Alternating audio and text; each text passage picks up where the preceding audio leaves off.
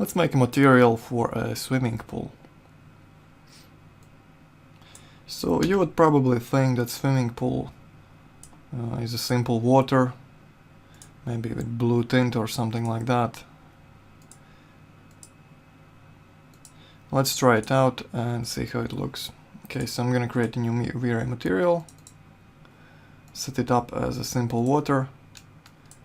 So let's say very dark diffuse, pretty reflective, and frontal reflections on, of course. So the IOR of water is something like 1.33, so that's what I'm going to use. And water is refractive, so something light, almost see-through, like this. And change the IOR to 1.33. Right, so that's a basic water material. Looks very boring right now.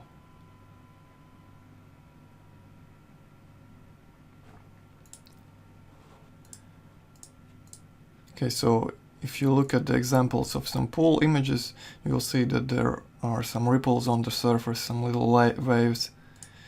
Okay, so this image is perfectly still, and it looks very bland and boring. So this one looks much better. Same for these. Okay, so we want to add some bump to this material to make it more realistic, or not realistic, more interesting. Okay, another thing you might want to enable is affect shadows option here in the refract section. This will allow the light to go through our material and illuminate everything below it. Okay, like that. Okay. So now you will notice that the water almost disappears. It's very hard to see, and it looks just basic gray or transparent. So that's why pools usually have these blue tiles inside, blue tiles on the walls and on the floor. So we're gonna quickly set up a blue tile material. Let's name it blue tiles. You can use a 3D Max built-in procedural tiles map here. It's perfect for this occasion. Okay, I'm gonna drag and drop.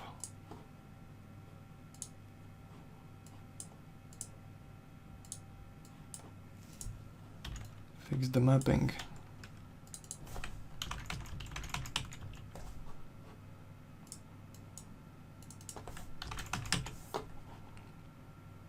Alright. So for tiles, stack bond works just fine. You can try different presets, but for pool it's usually perfectly aligned like this. So you leave it at stack bond and go down to advanced controls. Right, so now we want to set up our colors, something blue.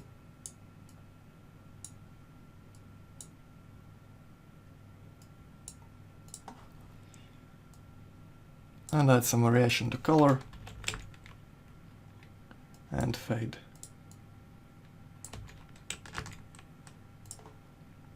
Maybe a bit more saturated, like this. Right, and the seams are usually maybe white. So let's set it at white to 30. And increase the count of the tiles. Let's try 50 by 50. And more. 100 by 100. And reduce the seams.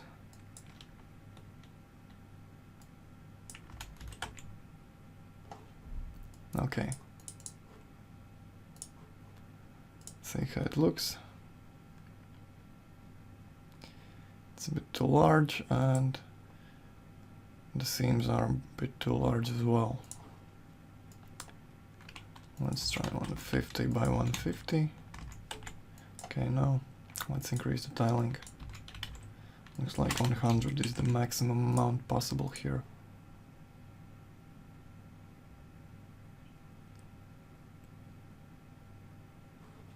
Okay, so the tile size is pretty good. Maybe let's make them darker, more saturated, and make the gap a bit smaller.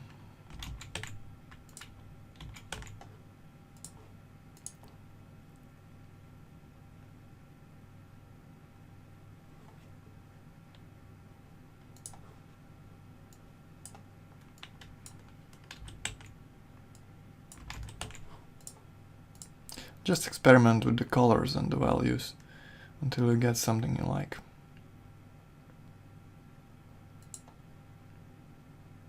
Right, I think this is okay. Now we just need to set up the bump map here.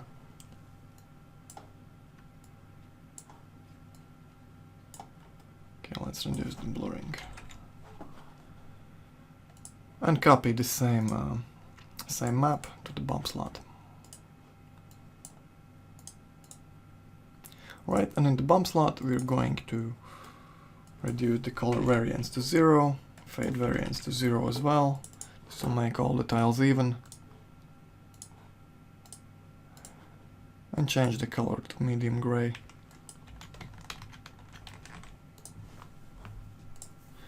And for the seams we want to change the color to black to bring them in.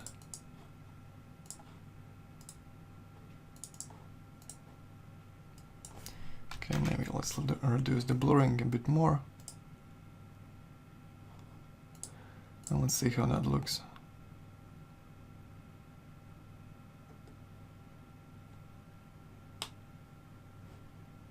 I think that's fine. And copy the map to the reflect slot. I'm gonna make it a bit darker. Increase the blur.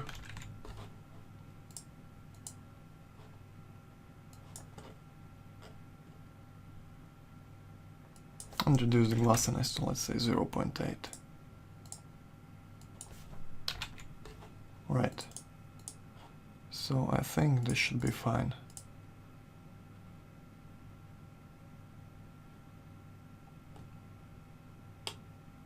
So a nice shiny tile material. Okay, now that we have a good background for our water, we can proceed and add some bump to it.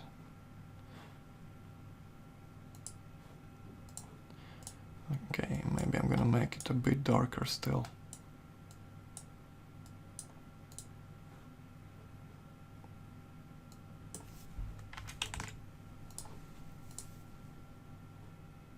Right, that's nice.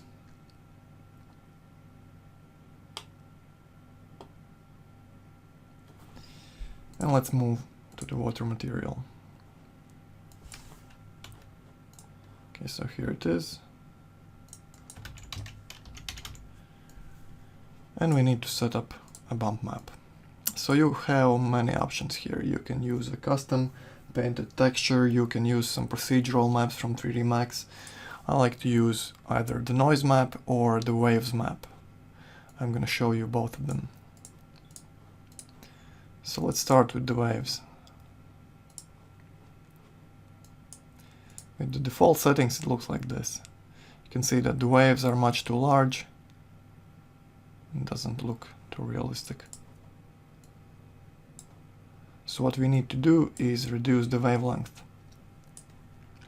Okay, first let's reduce the radius to 1000, and then let's reduce the wavelength to, let's say, 20 minimum and 50 maximum. Let's see how that looks.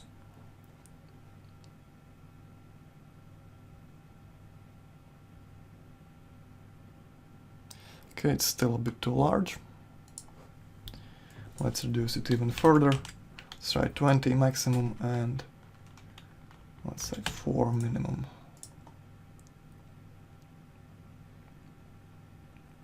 Looks a bit better.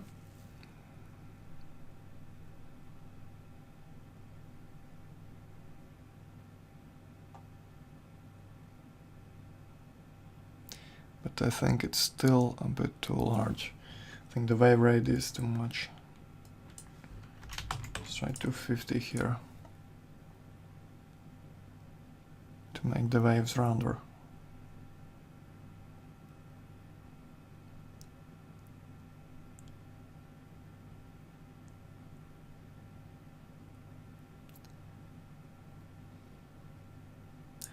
Right, so I think this is okay.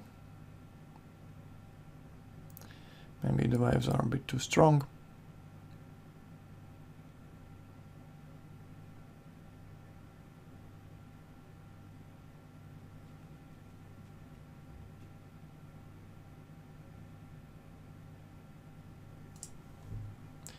Let's make them a bit weaker. Let's try 15.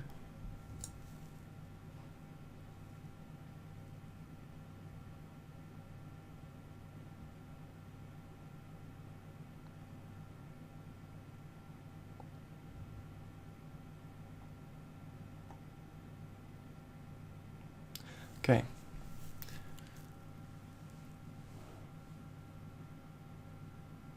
Looks better.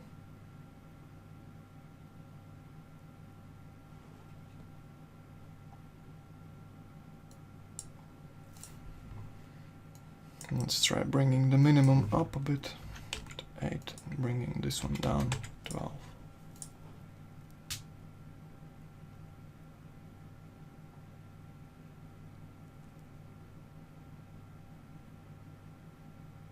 So experiment with these values until you find a look that you like. You can get all sorts of results from this. Right. If you want a more realistic render, you can enable caustics in the VRay settings.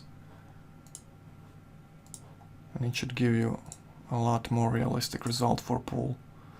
It takes more time, but it's pretty good.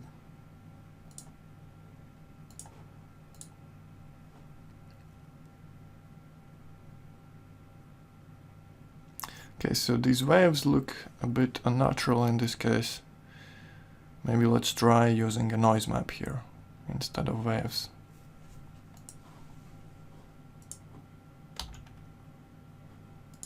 Okay, so let's change the waves to noise. I'm gonna discard the old map,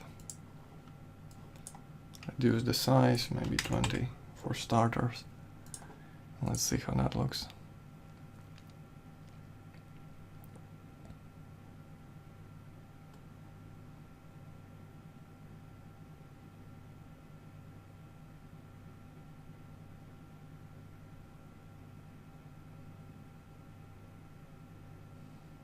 Alright, pretty nice. Maybe the bump is too strong.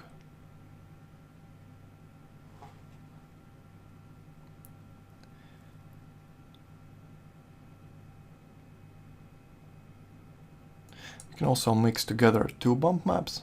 For example, I'm going to change my noise to mix, keep old map as submap, copy, paste, and reduce the second noise size to, let's say, 5. Alright, change the phase a bit and blend at 50.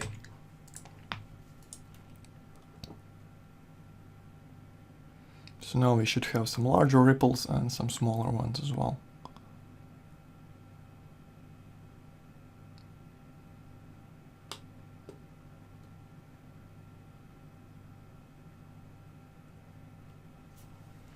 Okay, maybe less of the small ones and more of the large ones. 15 here.